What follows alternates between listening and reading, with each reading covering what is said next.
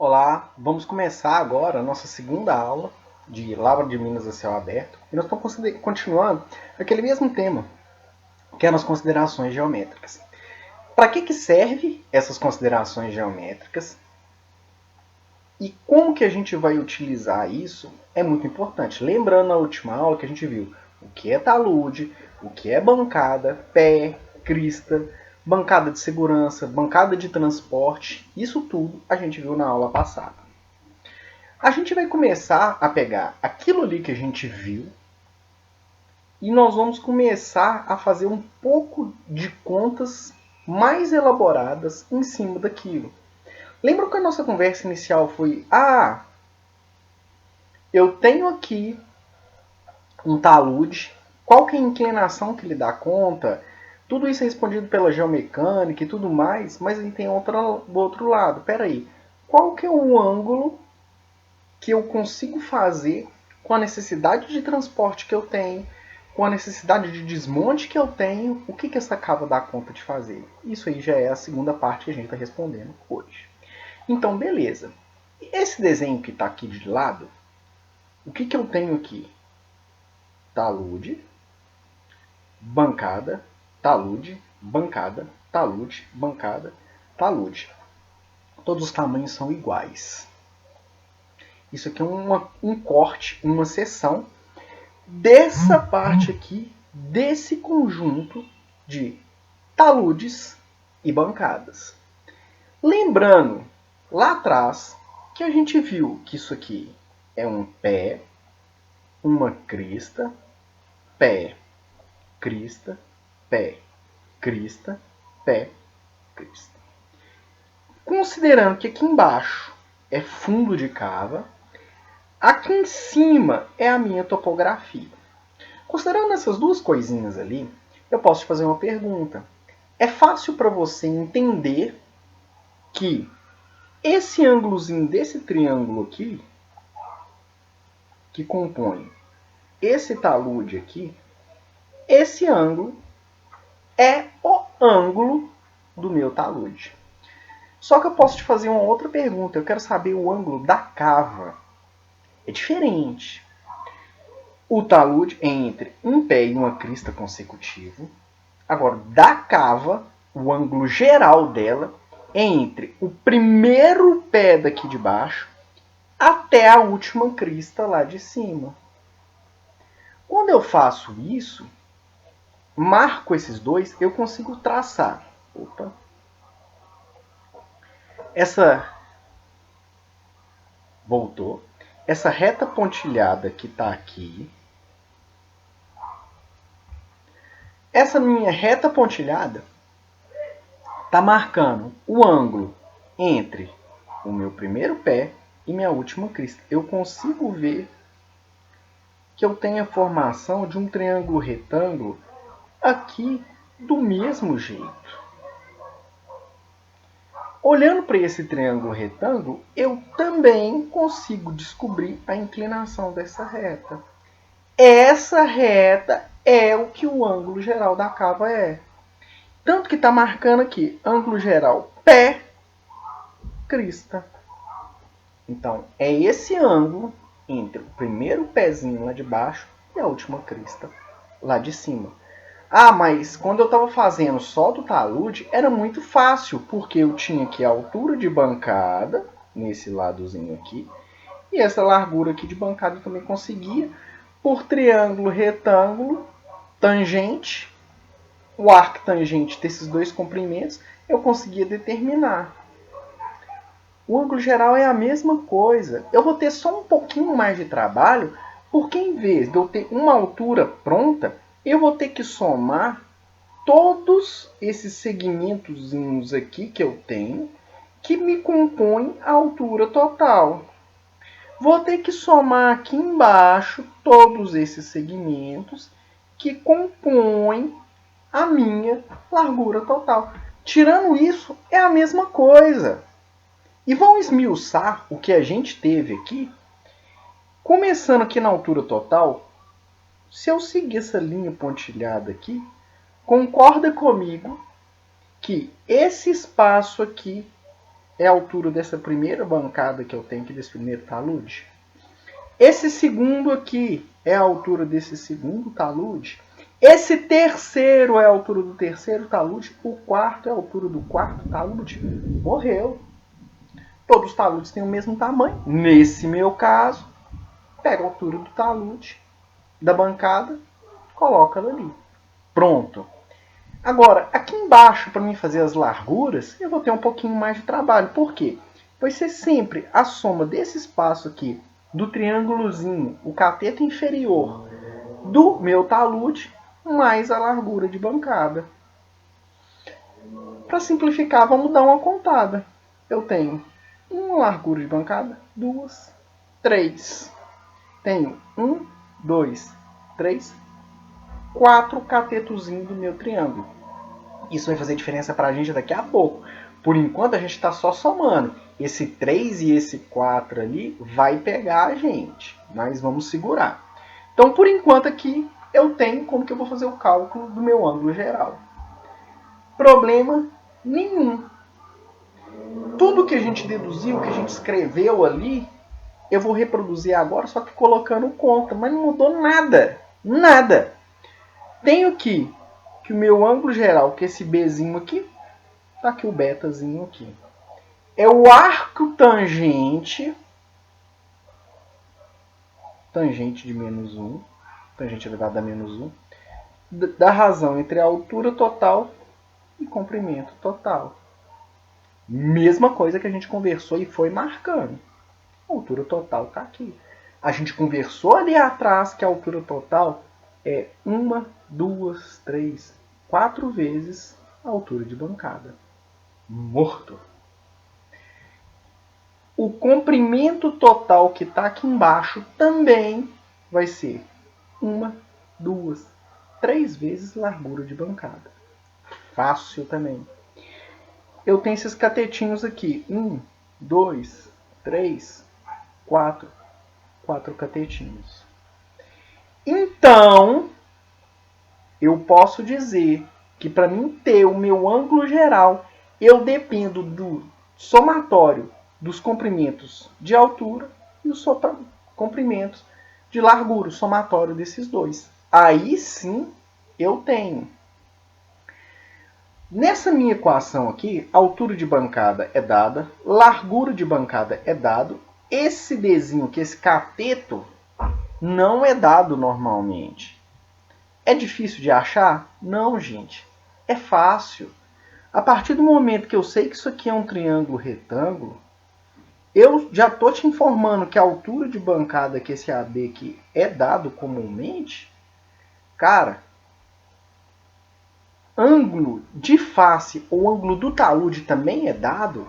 Eu tenho tudo pronto. Que por relação de tangente fica que aquele catetinho é igual à altura de bancada dividido pela tangente do ângulo da face. Isso aí é trigonometria. Então, assim, não faz parte a gente deduzir. Já tem que ter vindo pronto do ciclo básico. Vou pegar esse cateto aqui, substituo dentro da minha equação, pronto. Na verdade, substituir dentro dessa aqui, que me deu a equação de baixo. Fica fácil para mim. Ângulo geral é 4 vezes altura de bancada, 3 vezes largura de bancada, mais 4 vezes a altura de bancada dividido por tangente de alfa. Vou só colocar uma observação aqui. Eu tenho 1, 2, 3 níveis de operação. Eu tenho 3 larguras de bancada, 4 alturas, mais 4 alturas aqui. Se eu quiser extrapolar para N, já está completamente pronto para mim. Por que está tão pronto?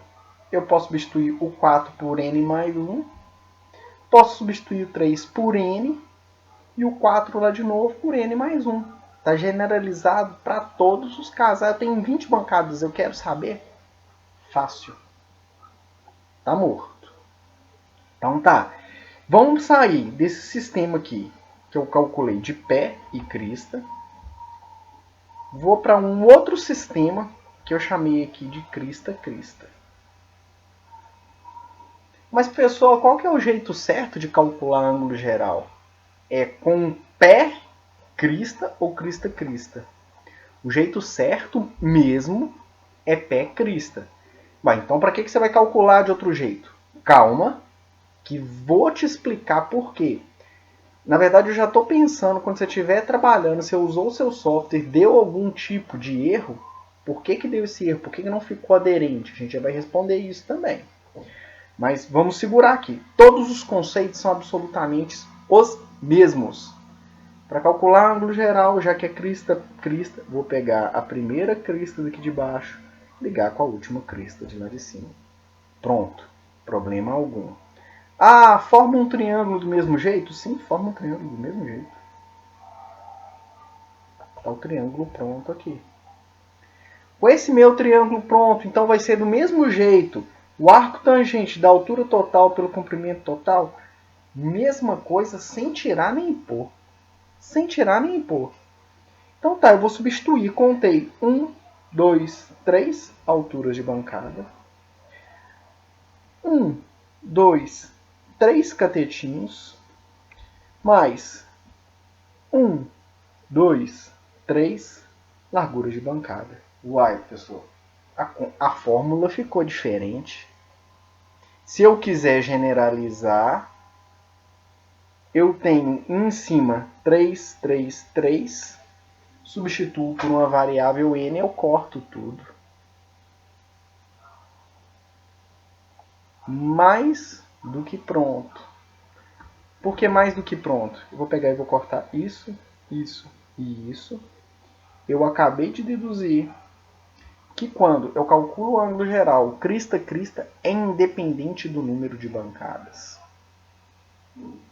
Tem alguma vez que isso é bom? Tem. Eu já te expliquei que o certo é calcular pré-crista. Vai dar uma diferença entre esse ângulo aqui e esse ângulo aqui? Lógico que vai. Esse de cima aí é só uma aproximação. Vou usar isso algum dia? Você na mão, não. Mas o software que você vai estar utilizando de operacionalização vai trabalhar com esse sistema. Mas se ele não é preciso, por quê? Por uma questão muito simples. Quando o software está fazendo otimização ou está fazendo desenho, ele ainda não sabe quantos níveis a gente vai ter. Não sabendo quantos níveis a gente vai ter, ele tem que usar essa metodologia para calcular o meu ângulo geral. Então, fazendo isso, eu consigo, com o software, sem saber a minha quantidade de bancadas que eu tenho, determinar o meu ângulo geral. Então, a gente conseguiu demonstrar que, pela forma como o computador trabalha, ele precisa de ter um esquema que não dependa do número de bancadas. E a gente vai abrir mão desse sistema de cálculo pensando que eu estou assumindo uma imprecisão. Então você está trabalhando lá, fez uma personalização qualquer e o ângulo entre o que o computador projetou, que você queria, que você configurou, não deu exatamente o mesmo, saiba que tem essa diferença de metodologia e que justifica esse processo. Então o que nós vamos fazer? Vamos pegar aquela teoria básica, que é basicamente geometria, e vamos transformar em exemplos aplicáveis.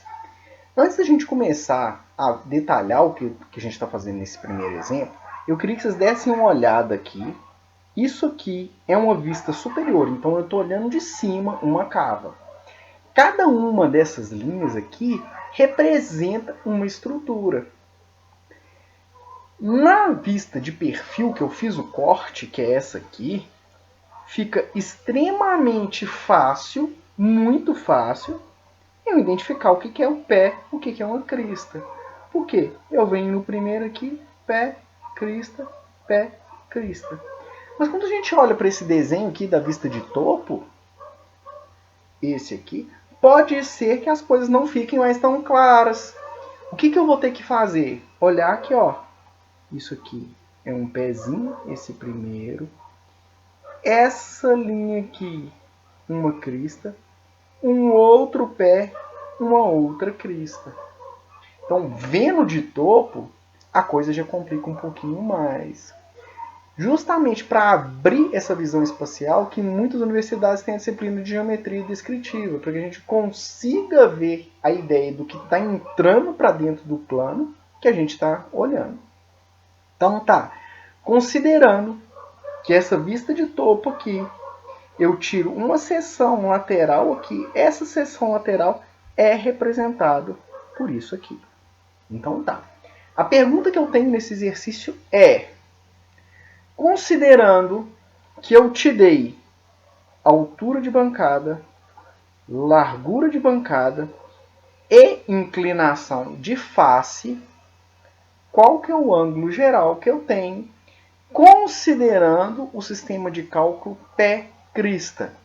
Então, vai ser esse primeiro pé aqui do fundo da minha cava até a última crista lá de cima. Eu sei que isso aqui forma um triângulo retângulo. Então, tem esse triângulo retângulo aqui conformado. Conformado aqui, lembra que a gente conversou da generalização?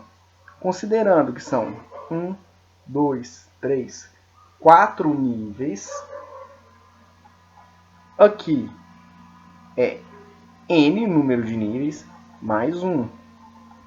Aqui embaixo, somente n. Aqui, n mais 1. Eu poderia fazer diferente, eu poderia manualmente vir contando. Posso também dar o mesmo resultado, não tem problema nenhum.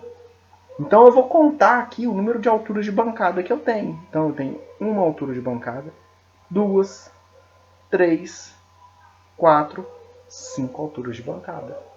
Certinho aqui. Problema nenhum.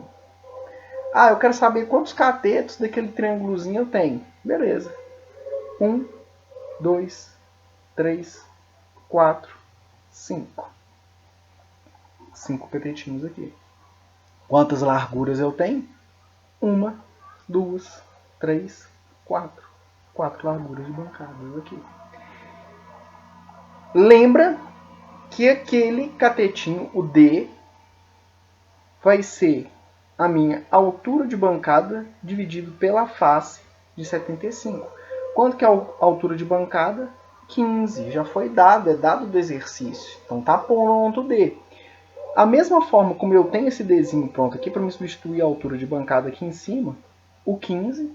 Largura de bancada eu também te dei, que é de 10. Feito isso, eu consigo fazer o meu cálculo com facilidade. Vai ficar o arco tangente da razão de 5 vezes 15 dividido por 4 vezes 10 mais 5 vezes a largura daquele catetinho. Simplificando, arco tangente do somatório das alturas dividido pelo somatório dos comprimentos. E aí eu tenho esse ângulo meu de 51,29 graus.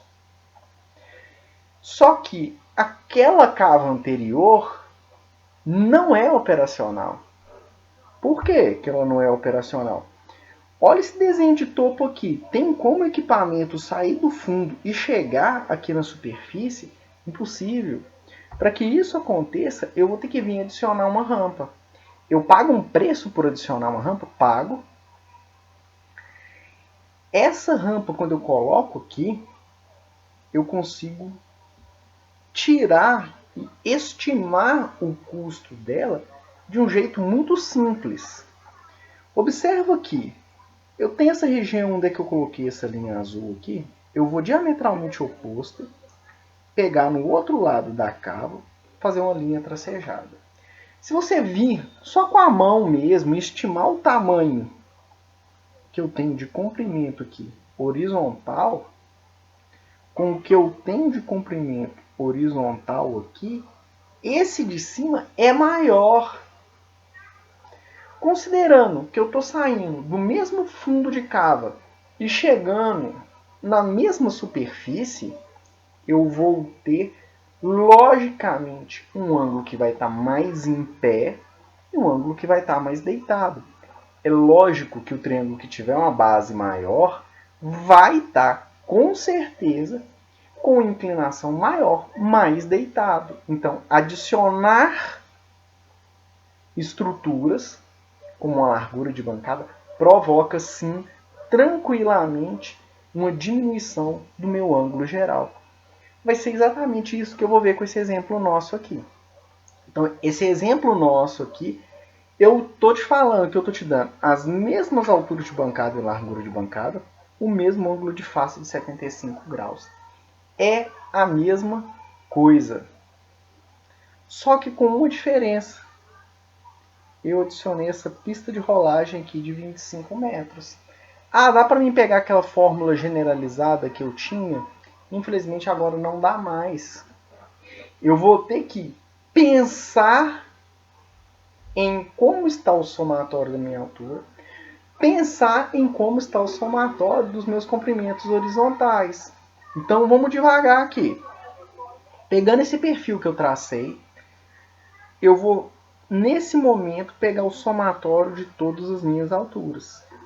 Então, alturas de bancadas eu tenho uma vez, duas vezes, três vezes, quatro vezes, 5 com esse daqui. Então, fiquei do mesmo jeito, 5 vezes a altura de bancada. Só que o meu somatório da horizontal, a parte que está embaixo, vai mudar. Vamos começar somando as larguras de bancadas. Eu tenho uma, duas, três, 4 larguras de bancadas. Catetozinhos. 1, 2, 3, 4. 4 pequenos catetos. Só que ainda faltou um pedaço que eu não somei, que é justamente esse trecho aqui, ficou faltando. Para mim somar esse trecho horizontal, você concorda que é o somatório, dessa minha largura de bancada aqui de pista de rolagem, mais esse trechinho, mais esse outro trechinho pequenininho aqui. Então eu vou ter que dar um jeito de descobrir. Eu tô te falando que eu já te dei essa largura de pista de rolagem, que é esse R aqui. Só que tem esses mini catetos aqui, que eu chamei de desenho minúsculo. Eu tenho que somar porque eu tenho um à direita e um à esquerda. Pronto, sem problemas. Agora, da mesma forma que eu tinha esse meu Dzinho ali, o Dzão que era a altura de bancada, dividido pela face, o ângulo tangente do ângulo da face, eu vou pegar aqui e vou utilizar de novo para essa minha bancada. Mas concordo que com essa minha pista de rolagem, a minha altura de bancada, que era de 15, passou para 7,5 metros. Então, ou seja, eu vou ter 7,5 metros para cá e 7,5 metros para cá. Por mais que o meu desenho não esteja na proporção exata, acredita que é 7,5 para um lado, 7,5 para o outro. Então, se eu for voltar na fórmula que eu deduzi, que ficou 5 vezes a altura de bancada, 5 vezes 15. 4 vezes largura de bancada, 4 vezes 10. Mais os 4 Dzinhos que eu tenho, 4 vezes o 15, que é a altura de bancada dividido pela face, que é a tangente de 75, mais 25, que é a minha pista de rolagem, mais 2 vezes 7,5, porque é meia altura de bancada. Aqui eu estou só com a metade. Eu não estou com a altura de bancada inteira aqui. Dividido por 75. Resolvendo essa conta aqui, eu saio com um ângulo de 41,39. Lembrando que antes era 51,29. Adicionar uma pista de rolagem fez esse ângulo cair para 41,39. É simples calcular o ângulo de face que eu tenho. Os métodos de lavra. Lavra em cava, lavra em encosta, lavra em tiras, lavra de rochas ornamentais, lavra hidráulica. Todos eu vou ter uma superfície e um talude. Ele pode estar perpendicular, pode estar mais deitado, mas ele vai existir. Vai ter que ter um acesso para transportar material. Vai ter que ter esse acesso. Então, essas contas que a gente está fazendo serve para basicamente todos os métodos de lavra. Então, para saber o tamanho da estrutura que você vai desenhar, extremamente importante. Eu fiz mais um exemplo só para a gente pensar aqui. Considerando aquele meu primeiro cenário, onde é que eu não tinha nenhum acesso, se eu adicionar o acesso de modo que para cima eu tenho a mesma quantidade de bancadas e larguras que eu tenho para baixo, ou seja, se ele ficar no meio certinho, de modo que o somatório das alturas aqui e o somatório das alturas aqui seja igual, que o somatório das larguras aqui seja igual ao somatório das larguras aqui, os ângulos de face serão os mesmos. O ângulo geral, desculpa, ângulo de face não, ângulo geral. À medida que eu vou tendo um processo em que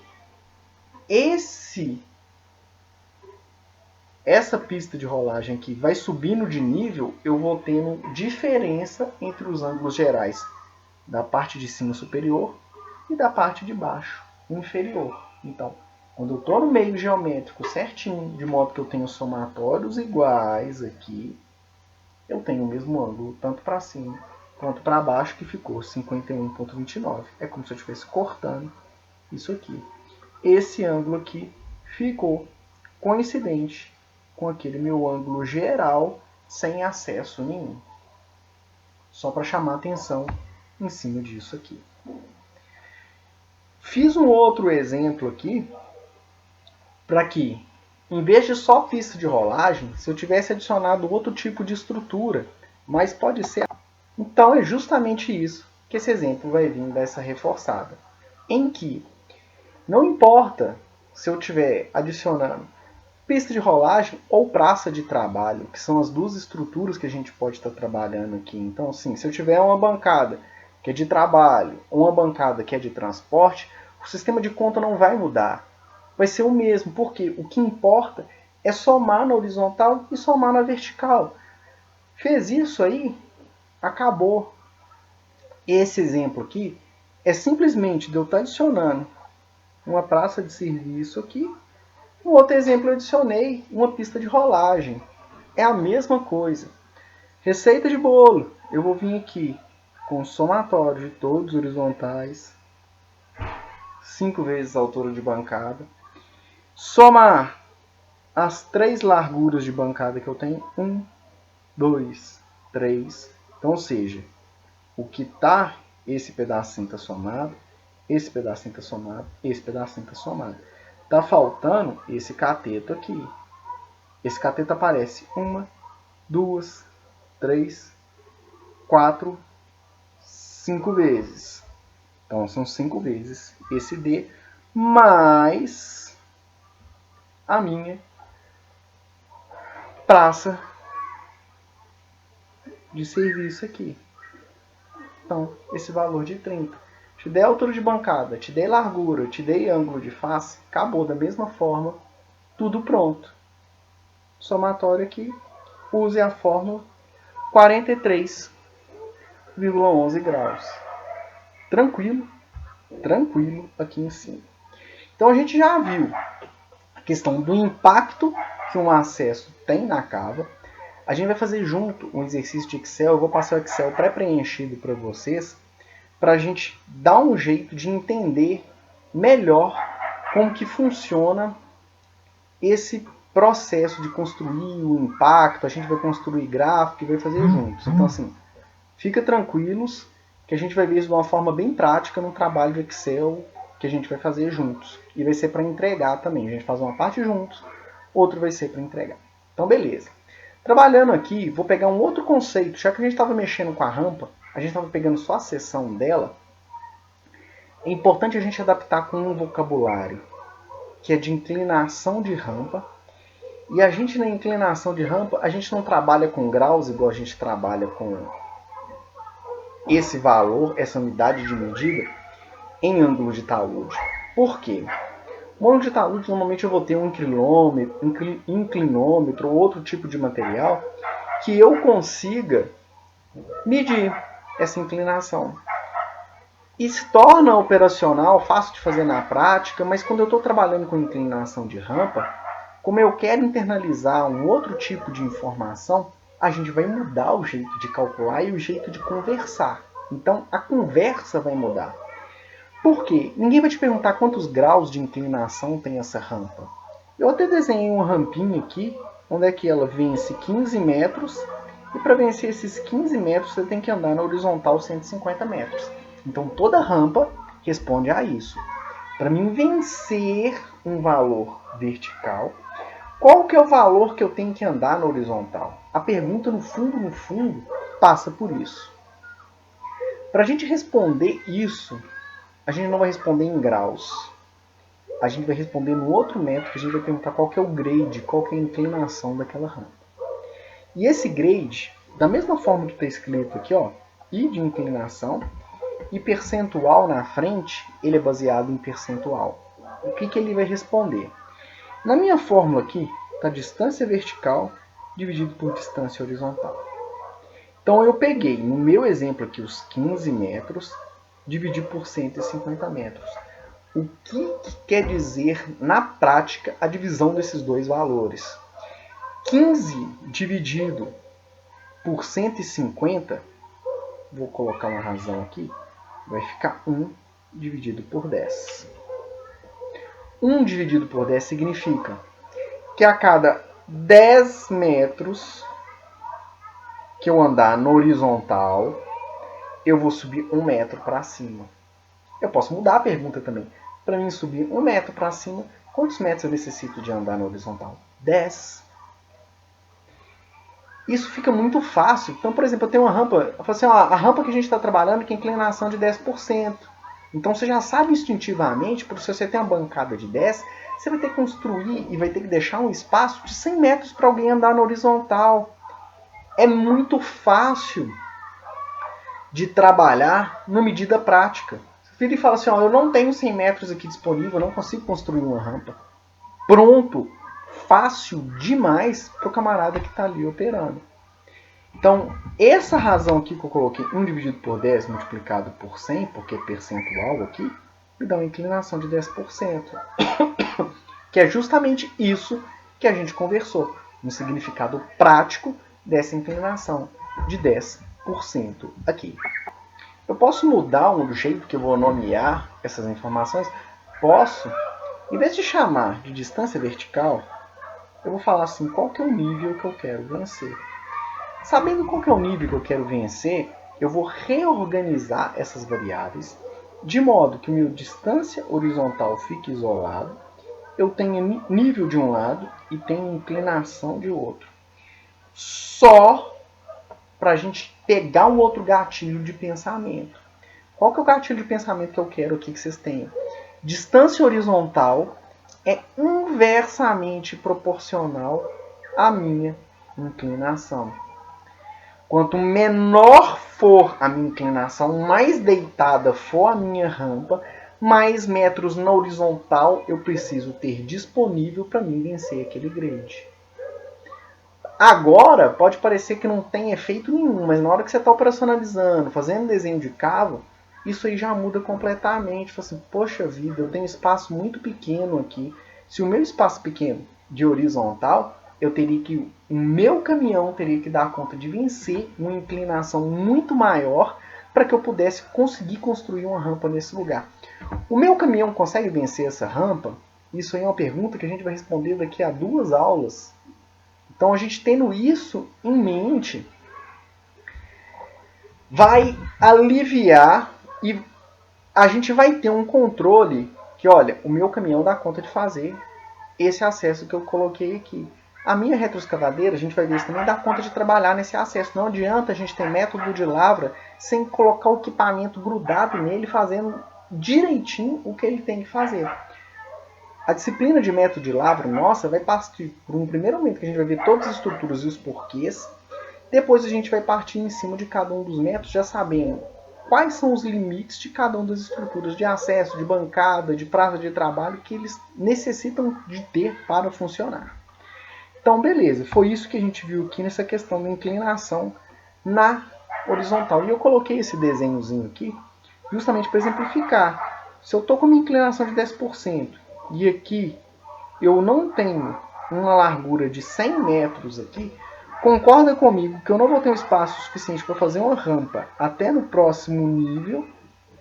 Na fração reta, eu vou ter que construir rampa na curva, e rampa na curva é sempre problema, porque eu tenho um desgaste irregular dos componentes do caminhão, porque a partir do momento que ele tomba, ele vai forçar mais um lado do que ele força o outro, e aí eu vou ter problemas operacionais. Então a gente evita curvas muito acentuadas, rampas em curvas muito acentuadas, tentar fazer um máximo no retilíneo é justamente para isso. Então eu consigo ver essas questões mais operacionais trabalhando com isso aqui.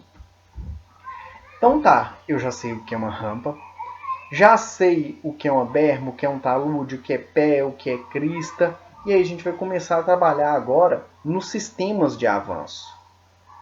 O primeiro sistema de avanço que a gente vai ver é chamado de drop cut. O que significa um drop cut? É um sistema de corte que eu estou, por exemplo, eu tenho um minério nesse nível aqui, eu estou na superfície, aqui está a superfície. Eu tenho que chegar de um jeito que eu vou acessar esse minério. O sistema de construir uma rampa de avanço vertical, que eu vou do nível superior descer para chegar nele, é um drop cut. Eu tenho um desenho aqui, que eu tirei do Rustrolite, do OpenPit+, onde é que eu tenho o corpo mineral, uma rampa aqui,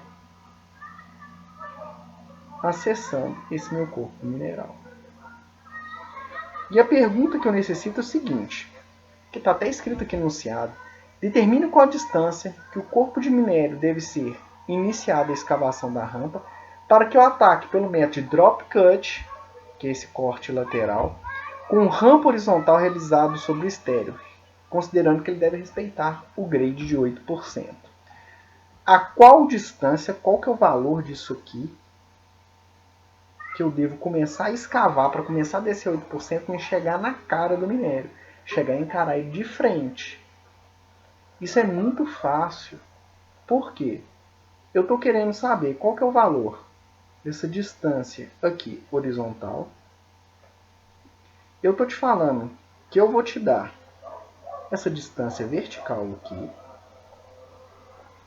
Te dei essa inclinação aqui de cá também. Opa, desenhar aqui. 8%. Cara, isso é um triângulo, semelhante a triângulo. Você quer saber esse cateto aqui de cima? Você tem esse cateto de cá. Está faltando só esse ângulo daqui. O que é justamente a mesma coisa que a gente fez lá atrás com inclinação de rampa. Inclinação percentual é igual a distância vertical sobre distância horizontal vezes 100. Só eu já te dei esse valor de 8%, te dei a distância vertical que é de 15, só use a fórmula, você sai direitinho com 187,5 metros, que você precisa de distância para poder atacar esse corpo. Tranquilo. Vi mais uma aplicação para o grade inclinação e acabamos de ver mais um método de ataque. O primeiro, aliás, que é atacar de cima para baixo, que é chamado de drop cut. Ah, tem mais coisas que eu posso usar também com a ideia de inclinação de rampa? Também tem. A gente vai começar a trabalhar aqui com outro conceito que é DMT, distância média de transporte. É o tempo médio que os equipamentos fazem num percurso, ou seja, quanto mais eles demoram naquele percurso, mais eu gasto. Então a minha ideia é sempre ter o menor DMT, menor distância média de transporte possível. E eu coloquei uma vista de topo aqui e estou te falando que o caminhão vai sair daqui de cima no nível atual e vai chegar nessa praça de operação aqui embaixo. E aí o exemplo nosso é o seguinte: uma rampa dimensionada para um ataque de material mineralizado, essa rampa tem que ser construída com 10%. A fração mais baixa, ou seja, esse ponto aqui, está em 30 metros em relação a esse nível atual aqui. Considerando a distância média de transporte DMT, econômica máxima para essa rampa, então seja uma rampa, esse acesso, essa distância pode ter no máximo 280 metros para esse período de lavra. Determina para mim se é possível construir uma rampa que tenha essa distância horizontal máxima percorrida. É tranquilo demais usando as formas de inclinação de rampa. Eu te dei a inclinação de rampa, te dei a distância vertical e estou querendo só essa distância horizontal aqui, super fácil. Coloco na fórmula os 10%, os 30% aqui. Eu vou sair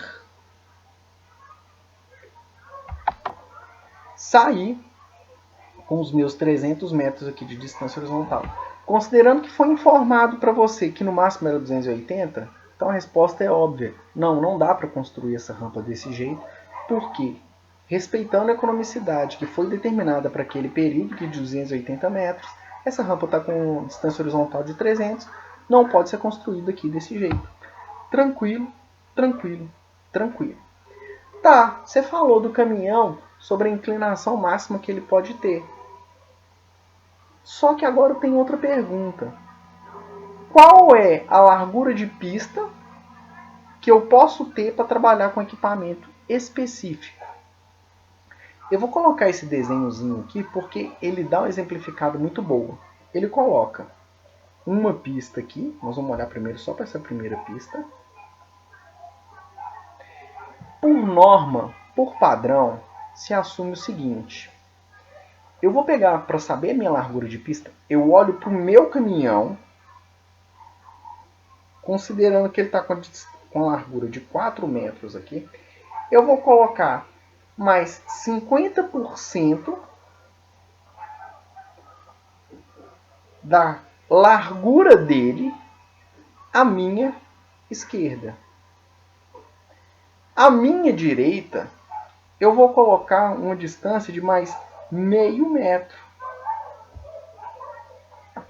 que vai me dar, se eu for generalizar através de uma fórmula, 1 vez e meia, ou seja, é isso aqui, a largura dele. Desculpa, eu falei errado, esquece, não é a largura dele. Eu olhei para as variáveis e confundi.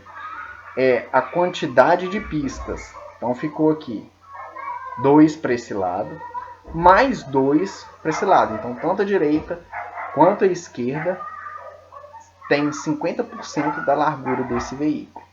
Só que isso é para uma pista. Então, para me generalizar para N pistas, eu utilizo essa formulazinha aqui, que vai ficar 1,5 vezes a quantidade de pista, mais meio vezes a largura do veículo. E aí que eu consigo ter 50% para cada um dos lados. Eu falei errado há um segundo aqui atrás. É em cima da quantidade de pista aqui na fórmula, não em relação à largura desse caminhão de rolagem. Então fica 50% para cada um dos lados. E aí essa fórmula consegue generalizar isso aí para mim. Qual que é o desdobramento disso? O desdobramento disso, que eu quero que vocês peguem, para a gente saber quais são os equipamentos que eu tenho e qual que é o tamanho mínimo e máximo que eu posso ter de largura de pista. Eu vou fazer o seguinte, eu vou utilizar como base o manual da Caterpillar. Não é nenhuma propaganda da Caterpillar, é só porque ele é o mais fácil de achar. Só por isso. E aí eu tomei o cuidado de usar o 769D, que é um equipamento que nem se fabrica mais, porque aí fica mais dentro dessa questão de não estar fazendo merchandise para ninguém. Então, beleza. Vou pegar um exemplo aqui usando aquela forma anterior. Determine a largura da pista de rolagem de mão dupla para os caminhões 769D e 797B. Só a gente observar uma coisa, quanto maior o número do equipamento, por exemplo, 769, 69, é menor do que 797, que é 97. Então, o 97 é um equipamento de maior capacidade comparado com o 769D. Funciona para a maioria dos equipamentos o mesmo sistema de pensamento. Então, se eu já falei para você, é mão dupla, você já sabe que quando você for trabalhar aqui na quantidade de pistas, são 2 pistas. Largura do veículo, onde é que você vai achar? Você vai entrar lá no manual do fabricante, no caso aqui é o Caterpillar, vai entrar lá dentro e procurar a largura nominal dele. É fácil demais de achar, do 769D é 5,1 metros. Usando a fórmula, eu saí com uma necessidade de pista de 17,5 metros para o 769D. Nas mesmas condições de pista dupla, eu saí para o 797 para 34,16 metros. Opa! Eu tenho praticamente o dobro de um para o outro. Mas são equipamentos, um de pequeno porte, o outro de grande porte. Então a gente já tem aqui uma ideia de número na cabeça. Eu falei com vocês lá na aula anterior, números mágicos para se guardar. Inclinação de talude, 45 é aceitável. Inclinação de 10%, eu não falei, mas eu estou falando agora, de pista. 10% é algo normal, algo aceitável. Largura de pista de rolagem de mão dupla, variar entre 17 metros e 34 metros é normal. Então são valores. Por quê? De repente você escuta ou lê alguma coisa, você já tem condição de falar se o valor que está sendo colocado ali é absurdo ou não é absurdo, e isso faz diferença. Então se eu reduzir isso para mão única, porque eu preciso de diminuir o tamanho da minha cava, ser mais seletivo, vou usar os mesmos equipamentos, só que com a ideia de mão única. O que vai mudar aqui na fórmula? Onde é que estava na quantidade de pista? Com 2 vai virar 1. E aí eu caí dos 17 para 10 metros e meio, caí dos 34 para 19 metros e meio. Então a gente tem uma ideia já. Se for pista dupla, entre 17 e 34. Se for pista simples, eu tenho entre 10 e 20 metros mais ou menos de largura. Dá para ter uma ideia de ordem de grandeza e é muito importante ter essa ideia de ordem de grandeza na cabeça. Ah, então entendi, professor. Sempre, palavra que a aluna adora, sempre que eu tiver o caminhão, eu olho só para o caminhão para saber minha pista de rolagem, a largura dela. De jeito nenhum. Se você tiver movimentação temporária, tiver um equipamento, uma retroescavadeira, por exemplo, que tem que movimentar entre níveis de bancada diferente, cara, você tem que pensar nela também. E aí nessa conta de largura de bancada, eu peguei, para a gente determinar uma retroescavadeira compatível com um caminhão pequeno, para a gente saber se a necessidade muda ou não muda. No caso, eu também peguei no manual da Caterpillar a mesma retroescavadeira, aliás, uma retroescavadeira compatível com esse caminhão, de modo que eu pegasse a largura lá do veículo, que está de 5,46 metros, considerando uma pista única de rolagem, me saiu com necessidade de 10,92 metros, enquanto para a pista simples o caminhão necessitava só de 2. Então eu vou ter que alargar, construir uma pista mais larga se eu tiver a movimentação temporária daquele equipamento. Então não adianta olhar só para o caminhão. Tem que ser a maior unidade produtiva que vai transitar naquele trecho naquele período. Então você faz específico para o que vai acontecer e o que vai estar trabalhando naquele período da sua operação de mina. Coloquei aqui um desenho que complementa o que a gente estava trabalhando antes. Eu coloquei um exemplo logo no iniciozinho, quando eu falei de ataque vertical, drop cut, eu coloquei esse desenhozinho aqui. Que eu não falei do desenvolvimento dele. Eu falei só desse desenhozinho aqui, do processo de vir aqui e deixar essa rampa pronta. Ou seja, construir o acesso para mim chegar no meu material.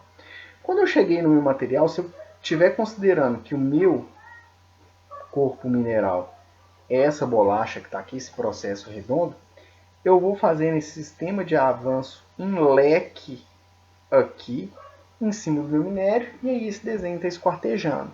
Só que tem um problemaço nisso aqui que a gente fez. Enquanto eu faço a rampa, eu não estou gerando receita. E isso é um problema e é uma preocupação. Tem outros métodos que eu posso fazer para tentar fazer um desenvolvimento que seja chamado produtivo? Tem sim. Eu posso vir construir essa minha rampa dentro do minério. Beleza, então eu fiz esse meu drop cut, esse meu avanço vertical dentro do meu minério. Chegou aqui, eu tenho uma diferença grande do desenho que eu coloquei anterior, onde é que eu tinha um leque só aberto para mim fazer o meu ataque.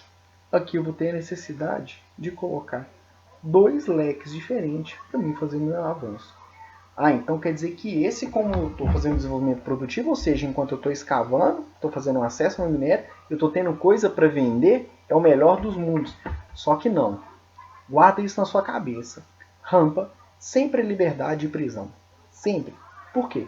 Construiu essa rampinha aqui de lado, o material que está embaixo dela está preso. Prendeu esse material ali, se for cabo final, perdeu. Se for um avanço intermediário, você vai tirar só no outro período. Quando você não precisar mais daquela rampa e daquele acesso daquele jeito. Então tem que dosar sempre isso. Rampa fora é ruim, porque você está perdendo aquele material, por exemplo, você está pegando um material que não seria necessário, está deixando de pegar minério. Quando construiu em cima do minério, você está prendendo aquele material lá embaixo. Então você vai ter que escolher qual que seria o melhor método para você poder trabalhar. Então eu posso fazer uma rampa em curva, igual foi feito aqui, para em vez de eu ter 2 leques, eu tenho um leque único e eu consiga trabalhar. É um processo para se pensar? É um processo para se pensar também. São estilos de avanço de drop cut. Esses estilos aqui laterais formando leques são muito mais comuns em lavra em cava e lavra em encosta. Lavra em tira, que a gente vai ver, muito difícil de utilizar isso. Lavra de rochas ornamentais pode ser que venha a utilizar isso. Depende muito da operação. Então, só para a gente saber, vou parar a aula por aqui. Vou deixar material para ser estudado, para ser lido no sistema acadêmico. A gente vai fazer posteriormente um exercício juntos para poder fechar com todas essas teorias. Nós vamos ter monitorias também remotas para que a gente possa debater e reforçar um pouquinho desse conteúdo. Não deixe de assistir, voltar na aula se teve alguma dúvida. Não deixe de ler o material e não deixe de participar das monitorias. Tudo é importante para que a gente consiga fechar o conteúdo da melhor forma possível. Tá bom? Um abraço, tchau, tchau e até a próxima aula.